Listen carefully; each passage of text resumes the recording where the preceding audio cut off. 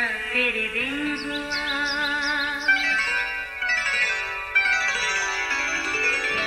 नया फिर दिन हुआ, पुरानी रात का करे सो शुक्र हम खुदा की जात का, खुदा की जात का नया फिर दिन हुआ। आज की आयत। उस बीमार ने उसे जवाब दिया, ऐ खुदावंद, मेरे पास कोई आदमी नहीं कि जब पानी हिलाया जाए तो मुझे पानी में उतार दे, बल्कि मेरे पहुँचते पहुँचते दूसरा मुझसे पहले उतर पड़ता है। यूहन्ना 5:7 आयत।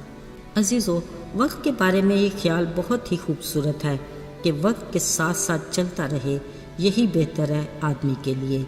वक्त रुकता नहीं किसी के लिए। ख्याल रहे, घड़ी की टिक टिक बेमानी नहीं। ये वो अलार्म है जो हमें हर पल होशियार, बेदार और कुछ ना कुछ करते रहने की तलकीन करता है।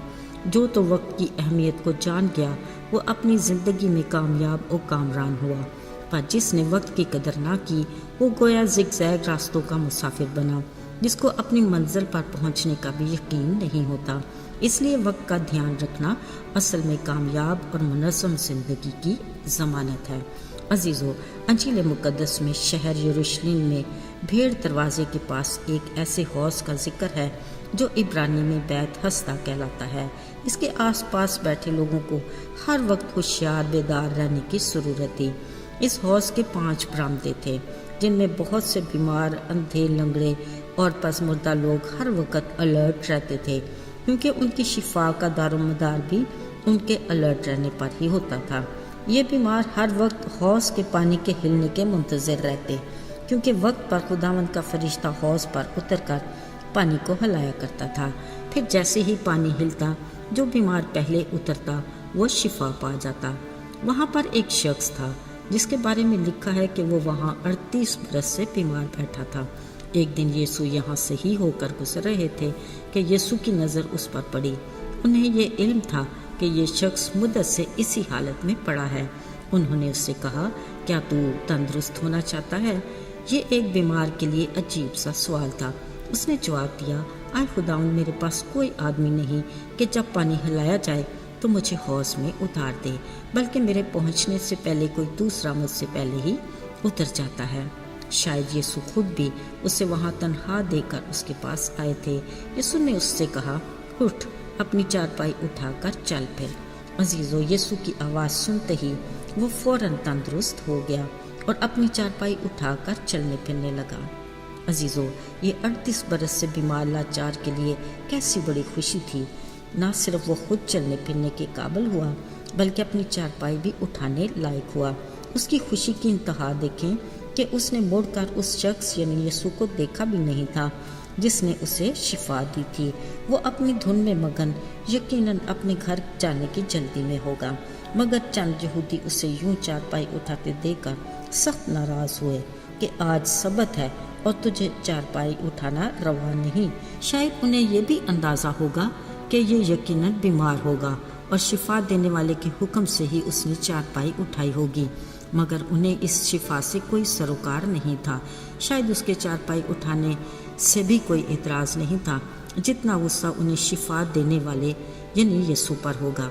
बाद में जब यीशु दोबारा उससे मिला तो फिर उसने जाकर यहूदियों को गवाही दी कि उसे शिफा देने वाला यीशु है। ज़रा देखिए, ये वो मजहबी ठेकेदार थे जो किसी बीमार की शिफा पर खुश होने की बजाय रवायात का रोना अपना फ़र्ज समझते थे। वो यीशु के भी अच्छे से जानने वाले थे, मगर लोगों के सामने वो खुद को यीशु से भी ज़्यादा मजहबी साबित करना चाहते थे। काश उन्हें इस बात का अंदाज़ा होता कि यीशु रवायती नहीं बल्कि अमली मसीही को ज़्यादा पसंद करता है। अजीज़ों, बाज़ औक़ात हम भी रवायात को अमल से ज़्यादा अहमियत देने लग जाते हैं, जो सरासर खुदा के कलाम के मुनाफी और खुदा की नज़र में गैर मकबूल है।